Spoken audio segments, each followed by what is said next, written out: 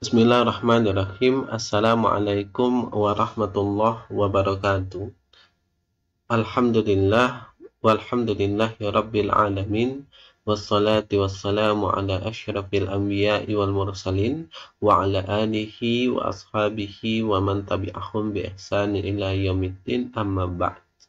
Baiklah, di sini langsung saja dijelaskan tentang materi kuliah akhlak tasawuf yang judulnya yaitu tentang aliran-aliran tasawuf oleh Muhammad Effendi STH MAG, dosen tasawuf di IAIN Bukit Tinggi. Berbicara tentang aliran tasawuf, itu sangat banyak buku yang membahas tentang aliran tasawuf, baik yang dikarang oleh yang muslim atau yang dikarang oleh non-muslim, baik yang dikarang oleh orientalis, orang barat yang mengkaji Islam, ataupun dari orang Islam sendiri yang mengkaji mendalami tentang tasawuf. Dan ini diantara bukunya yaitu tentang pasang surut aliran tasawuf Haji Al-Bari, dan ada juga dikarang diantaranya yang dikarang oleh Haidar Bakir tentang mengenal tasawuf, spiritualisme dalam Islam. Di dalamnya itu juga dibahas tentang akhlak tasawuf, tentang aliran-aliran tasawuf, dan sangat banyak buku-buku yang lainnya. Ini hanya beberapa buku di antaranya.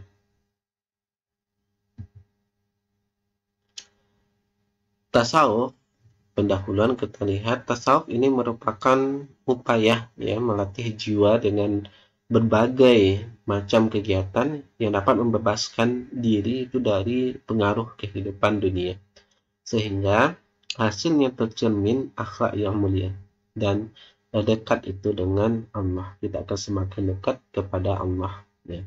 Dengan kata lain, tasawuf adalah bidang untuk kegiatan yang berhubungan dengan pembinaan mental ruhani ya. Membina rohani kita agar selalu dekat dengan Tuhan ya.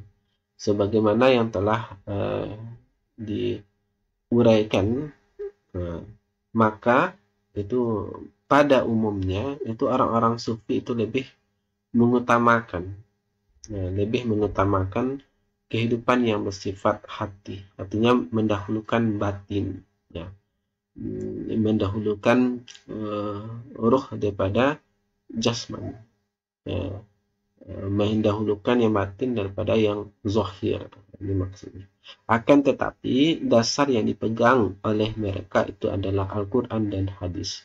Dalam berkembangnya ilmu tasawuf dan banyak orang yang berpikir secara filosofis, maka lahirlah beberapa aliran yang di dalamnya terdapat beberapa perbedaan yang sesuai dengan pemikiran dan kepercayaannya itu masing-masing. Maka timbullah di sini aliran-aliran ilmu tasawuf dengan pemikiran dan kepercayaannya itu masing-masing.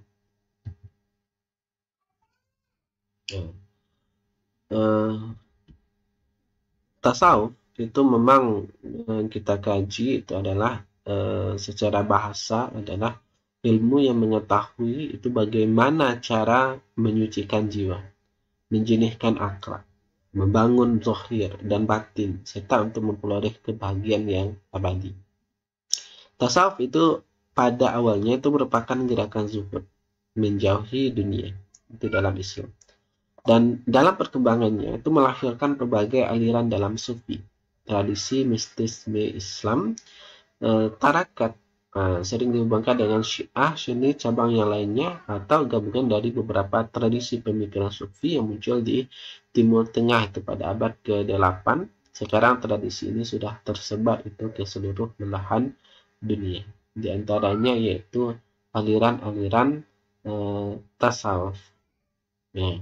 Yang di antara aliran tasawuf itu ada yang dinamakan itu tasawuf akhlaki atau biasa dikenal dengan tasawuf sunni. Tasawuf sunni adalah tasawuf yang dianggap sesuai dengan ajaran Al-Quran dan sunnah Nabi Shallallahu Alaihi Wasallam. Nah, Tasawuf akhlaki ini adalah ajaran tasawuf yang membahas tentang kesempurnaan dan kesucian jiwa, yang diformulasikan pada pengaturan sikap mental dan pendisiplinan tingkah laku yang ketat guna mencapai kebahagiaan yang optimal. Manusia harus lebih dahulu mengidentifikasi eksistensi dirinya, mengenal dirinya dengan ciri-ciri ketuhanan melalui penyucian jiwa yang bermula dari pembentukan pribadi yang bermoral dan berakhlak mulia. Tasawuf Sunni adalah tasawuf yang dianggap sesuai dengan ajaran Al-Quran dan Sunnah Nabi SAW. Maksudnya peningkatan kualitas diri kepada Allah. Terlebih dahulu seorang calon sufi harus memahami syariat dengan sebaik-baiknya. Misalnya ia harus mempelajari fikih dalam segala bidangnya secara baik dan benar sesuai dengan ajaran yang telah dirumuskan oleh mazhab Al-Arba'ah. Tasawuf ini mendasarkan pengalaman kesufiannya dengan pemahaman yang sederhana dan dapat dipahami oleh manusia pada umumnya. Tokoh-tokoh tasawuf Sunni yang populer adalah Al-Junaid Al-Baghdadi, Al-Qushairi, dan Al-Ghazali. Dan dalam perkembangannya tasawuf Sunni mengambil bentuk praktis berupa tarekat, dan ketiga tokoh inilah yang lebih banyak mengilhami dasar-dasar ajaran tarekat yang ada sekarang ini. Ya, ini tasawuf aliran akhlaki. Tasawuf Sunni, tasawuf yang dianggap sesuai dengan ajaran Al-Quran dan Sunnah Nabi. Makanya yang banyak mengambil dibandingkan dengan tasawuf falsafi, itu lebih banyak orang yang mengikuti Sunni, tasawuf Sunni. Alasannya karena banyak menganggap ini ajarannya itu sesuai dengan Al-Quran dan Sunnah Nabi, sesuai dengan yang dicontohkan oleh Nabi. Maksudnya, ini peningkatan kualitas diri kepada Allah terlebih dahulu. Seorang calon sufi itu harus memahami syariat. Ya. Artinya yang ingin mendalami, ingin menjalankan, mengamalkan tasawuf Sunni ini terlebih dahulu itu harus memahami syariat. Memahami syariat dengan sebaik-baiknya. Misalnya ia harus mempelajari fikih dalam segala bidang secara baik dan benar sesuai dengan ajaran yang telah dirumuskan oleh mazhab Arba'ah. Nah, yang seperti Imam Hanafi, Imam Malik, Imam Syafi'i, Imam Ahmad. Tasawuf ini mendasarkan pengalaman kesufiannya dengan pemahaman yang sederhana. Artinya dapat dicerna oleh akal. Berbeda nanti dengan tasawuf falsafi yang pada ada hal-hal tertentu yang sulit untuk dipahami oleh orang awam. Sedangkan tasawuf yang berdasarkan pengalaman kesufiannya dengan pemahaman yang sederhana mudah dicerna oleh orang awam, ya, dan dapat dipahami oleh manusia pada umumnya. Tokoh-tokoh tasawuf Sunni yang populer adalah Al-Junaidi, Al-Baghdadi, Al-Qushairi, dan Al-Ghazali.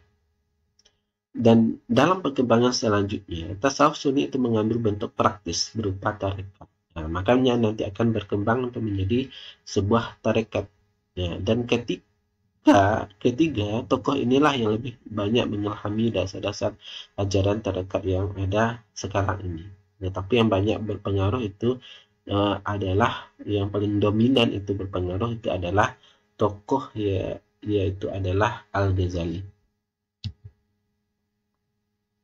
Nah, kemudian kita lihat di tasawuf akhlaki ini, tasawuf Sunni ini ada sistem, yaitu sistem pembinaan akhlak. Nah, dalam tasawuf akhlaki, sistem pembinaan akhlak ini disusun menjadi itu tiga. Ya, pendekatan pada tasawuf akhlaki ada tiga, ada takhalli, ada tahalli, dan ada takhalli. Ya. Ringkasnya sini takhalli ini adalah mengosongkan diri dari akhlak yang buruk. Ibarat di sini gelas, ya, gelas itu kita kosongkan dulu. Ya. Setelah dikosongkan, artinya hati kita ini yang ada, kalau ada noda-noda hitamnya itu dikosongkan terlebih dahulu. Kalau ada perbuatan-perbuatan maksiat yang kita ada pada diri kita, kita harus bertaubat terlebih dahulu, membersihkan diri kita itu dengan mengamalkan syariat-syariat Islam. Ya, mematuhi, kita harus bertakwa, mematuhi perintah Allah, menjauhi larangannya. Ini mengosongkan diri dari akhlak yang buruk. Kemudian tahalli, menghiasi diri dengan akhlak terpuji. Setelah yang namanya akhlak buruk itu hilang dari kita, kosong, hati kita sudah bersih dari yang namanya akhlak tercela, kita harus menghiasi, mengisi gelas yang kosong tadi itu dengan akhlak-akhlak yang terpuji. Kemudian pada tingkat tajalli, terbukanya dinding penghalang antara manusia dengan Tuhan, sehingga nur ilahi itu tampak jelas padanya. Bahwasanya antara kita dengan Allah itu sebenarnya kalau kita ada noda-noda hitam di hati kita, kita berbuat maksiat, itu sebenarnya kita membangun dinding pemisah antara kita dengan Allah, antara kita dengan lokal sebelah umpamanya, atau ruangan sebelah umpamanya. Itu kan ada dinding pemisah. Nah, dinding yang inilah yang ibaratnya itu adalah dosa. Kalau kita menambah dosa kita, tambah tebal dindingnya. Kalau kita mengurangi dosa kita, berusaha kita bertobat, ya tambah tipis. Kalau kita bersih, ya tidak ada pemisahnya. Nah, kalau tidak ada pemisahnya, ini yang dikatakan tajalli, terbukanya dinding penghalang, hijab pemisah antara manusia itu dengan Tuhan. Sehingga nur ilahi akan tampak jelas padanya. Sehingga kita akan mendapatkan cahaya. Ya, cahaya itu dari Allah. Karena tidak ada penghalang antara kita dengan Tuhan. Nah, tidak ada dosa yang menghalangi kita antara kita dengan Tuhan. Jika itu yang terjadi, maka nur ilahi akan tampak jelas kepada kita.